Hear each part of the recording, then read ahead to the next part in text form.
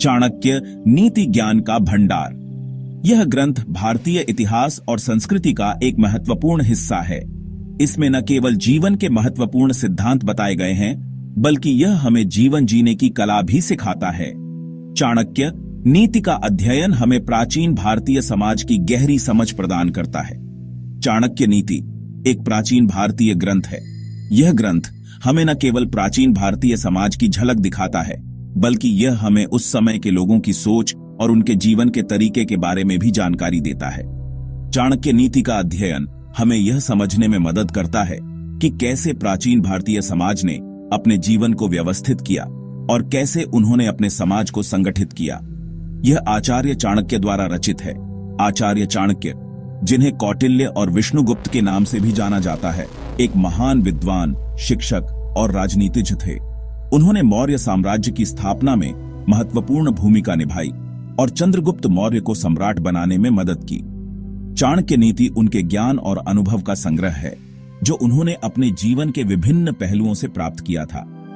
इसमें जीवन के महत्वपूर्ण सिद्धांत बताए गए हैं। चाणक्य नीति में जीवन के विभिन्न पहलुओं पर विचार किया गया है, जैसे कि नैतिकता, राजनीति, कूटनीति और अर्थशास्त्र। यह ग्रंथ हमें यह सिखाता है कि कैसे हम अपने जीवन को सफल और सार्थक बना सकते हैं। इसमें दिए गए सिद्धांत आज भी उतने ही प्रासंगिक हैं जितने कि प्राचीन समय में थे। नीति, राजनीति और कूटनीति पर इसमें प्रकाश डाला गया है। चाणक्य नीति में राजनीति और कूटनीति के महत्वपूर्ण सिद्धांतों का वर्णन किया गया है, जो आज भी हमारे समाज में प्रासंगिक हैं। यह ग्रंथ हमें यह सिखाता है कि कैसे हम अपने समाज को संगठित कर सकते हैं और कैसे हम अपने जीवन को सफल बना सकते हैं। इसमें दिए गए सिद्धांत हमें यह सिखाते हैं कि कैसे हम अपने जीवन में सही निर्णय ले सकते हैं और कैसे हम अपने समाज को संगठित कर सकते हैं। यह ग्रंथ आज भी प्रासंगिक है। चाणक्य नीति में दिए गए सिद्धांत आज भी हमारे जीवन में महत्वपूर्ण भूमिका निभाते हैं। यह ग्रंथ हमें यह सिखाता है कि कैसे हम अपने जीवन को सफल और सार्थक बना सकते हैं। इसमें दिए गए सिद्धांत हमें यह सिखाते हैं कि कैसे हम अपने जीवन में सही निर्णय ले सकते हैं और कैसे हम अपने समाज को संगठित कर सकते हैं। चाणक्य नीति का अध्ययन हमें यह समझने में मदद करता है कि कैसे हम अपने जीवन को सफल और सार्थक बना सकते हैं। यह हमें सही मार्ग दिखाता है। चाणक्य नीति में दिए गए सिद्धांत हमें यह सिखाते हैं कि कैसे हम अपने जीवन में सही मार्ग पर चल सकते हैं। यह ग्रंथ हमें यह सिखाता है कि कैसे हम अपने जीवन को सफल और सार्थक बना सकते हैं। इसमें दिए गए सिद्धांत हमें यह सिखाते हैं कि कैसे हम अपने जीवन में सही निर्णय ले सकते हैं और कैसे हम अपने समाज को संगठित कर सकते हैं। सफलता का पथ दिखाता है। चाणक्य नीति में दिए गए सिद्धांत हमें यह सिखाते हैं कि कैसे हम अपने जीवन में सफलता प्राप्त कर सकते हैं। यह ग्रंथ हमें यह सिखाता है कि कैसे हम अपने जीवन को सफल और सार्थक बना सकते हैं। इसमें दिए गए सिद्धांत हमें यह सिखाते हैं कि कैसे हम अपने जीवन में सही निर्णय ले सकते हैं और कैसे हम अपने समाज को संगठित कर सकते हैं। जीवन को सार्थक बनाने का मार्ग दिखाता है। चाणक्य नीति में दिए गए सिद्धांत हमें यह सिखाते हैं कि कैसे हम अपने जीवन को सार्थक बना सकते हैं।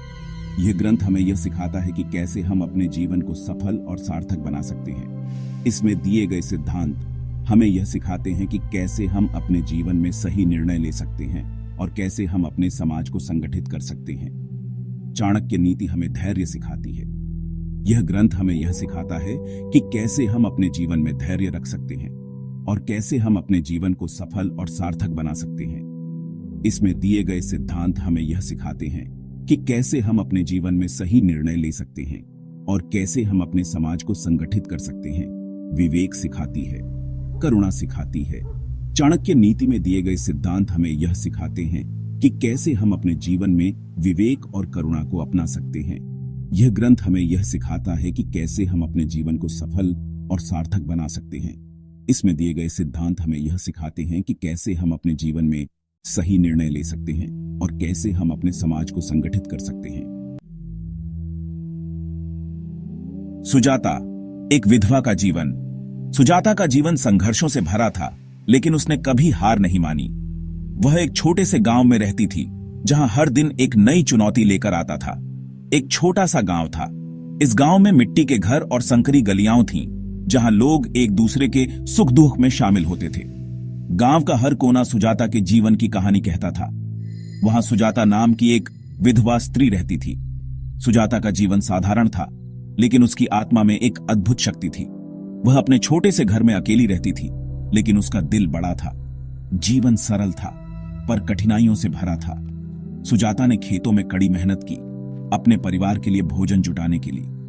वह दिन रात मेहनत करती थी, लेकिन कभी शिकायत नहीं करती थी। पति की मृत्यु के बाद वह अकेली थी। उसके जीवन में एक खालीपन था, लेकिन उसने उस खालीपन को अपने साहस और धैर्य से भरा।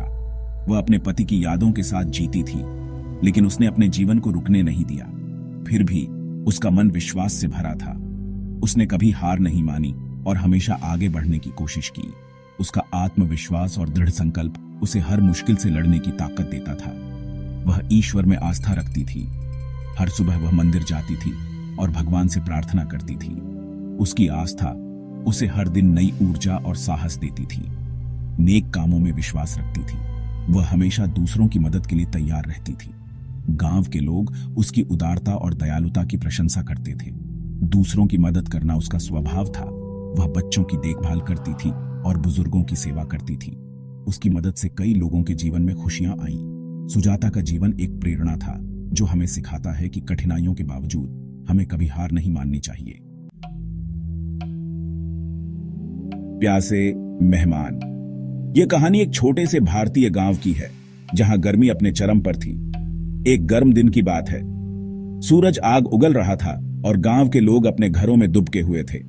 कुछ साधु गांव में आए। वे प्यासे थे, थके हुए थे। उनके चेहरे पर थकान और प्यास की लकीरें साफ दिखाई दे रही थीं। उन्हें पानी की सख्त जरूरत थी। वे इधर उधर पानी की तलाश में भटकने लगे।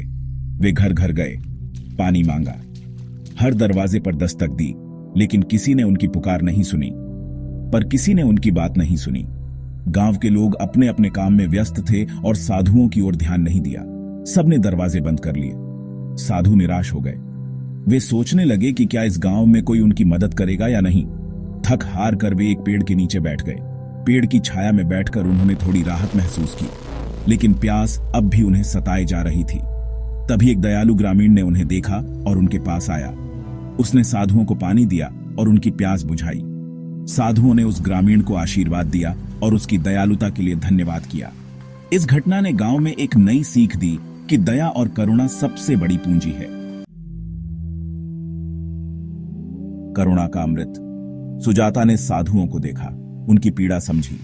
वह दौड़द कर उनके पास आई, हाथ जोड़कर बोली, महाराज प्यासे हो, मैं पानी लाती हूं। यह कहकर वह अपने घर गई। मटके में ठंडा पानी लेकर आई, साधुओं को पिलाया। आशीर्वाद का फल। साधुओं ने सुजाता की करुणा देखी। वे बहुत प्रसन्न हुए। उन्होंने सुजाता को आशीर्वाद दिया। उन्होंने कहा, मां, तुम्हारा हृदय बहुत बड़ा है, ईश्वर तुम्हें सुखी रखे। साधुओं के आशीर्वाद से सुजाता का जीवन बदल गया। धैर्य का पाठ। सुजाता ने धैर्य नहीं छोड़ा। विपत्ति में भी उसने विवेक नहीं छोड़ा, करुणा का दामन नहीं छोड़ा। उसने चाणक्य नीति के सिद्धांतों का पालन किया। फलस्वरूप उसे सुख और समृद्धि मिली। चाणक्य का संदेश। चाणक्य नीति कहती है कि धैर्य सबसे बड़ा गुण है, विवेक सबसे बड़ा धन है, करुणा सबसे बड़ा धर्म है। सुजाता की कहानी इसका जीता जागता उदाहरण है। आज के समय में प्रासंगिकता। चाणक्य नीति आज भी प्रासंगिक है। यह हमें सिखाती है कि विपरीत परिस्थितियों में कैसे धैर्य रखें, कैसे विवेक से काम लें, कैसे करुणा का भाव रखें। निष्कर्ष। जीवन का सार। सुजाता की कहानी हमें प्रेरणा देती है। यह हमें बताती है कि अच्छे कर्मों का फल मीठा होता है। धैर्य, विवेक और करुणा ही जीवन का सार है।